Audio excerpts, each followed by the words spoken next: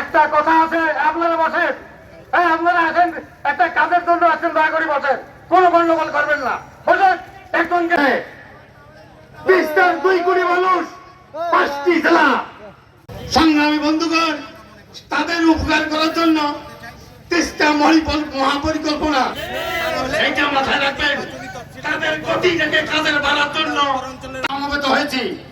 জানুয়ারিতে উদ্বোধন করা ভোটের পরে এই তিস্তা মহাপরিকল্পনা, এই যে কমিটি আমাদের রয়েছে সংগ্রাম পরিষদ, আপনি মন্ত্রণালয়ে যোগাযোগ করেন, সব জায়গাতে যোগাযোগ করে ডিসেম্বরের মধ্যে আন্দোলনের কোনো বিকল্প নাই।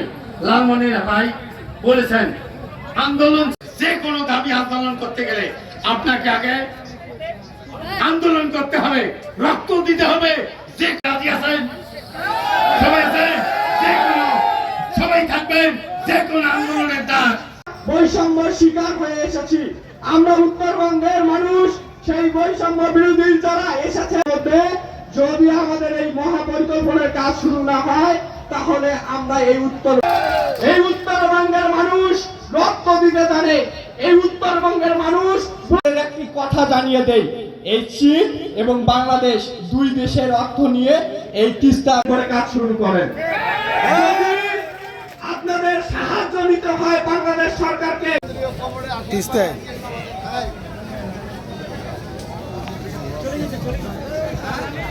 রহিম, সংগ্রামী উপস্থিতি,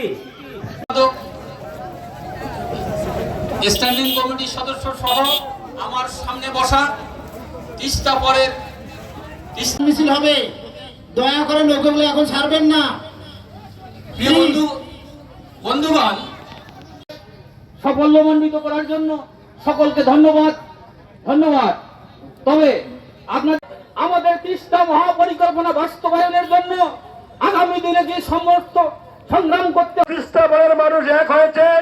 অন্তর্বর্তী সরকারকে বলতে চাই, জানুয়ারি নয় আমরা রাখবেন অধ্যক্ষ ডাক্তার ASM মনোয়ারুল ইসলাম, আহ্বায়ক অতিথিবৃন্দ এবং আপনারা যারা শুনছেন। তো আমার মনে হয় বৃষ্টি এবং নানান কারণে আপনারা অধৈর্য হয়ে গেছেন, অন্যদেরকে এই কথাটা বলবেন। আমরা তিস্তাপাড়ের মানুষ যদি সম্মিলিতভাবে এক না হই, তাহলে এই পরিকল্পনা বা প্রকল্প বাস্তবায়ন মিছিল হবে, দয়া করে নৌকাগুলো এখন ছাড়বেন না। প্রিয় বন্ধুগণ, স্ট্যান্ডিং কমিটির সদস্য সহ আমার সামনে বসা তিস্তা পরের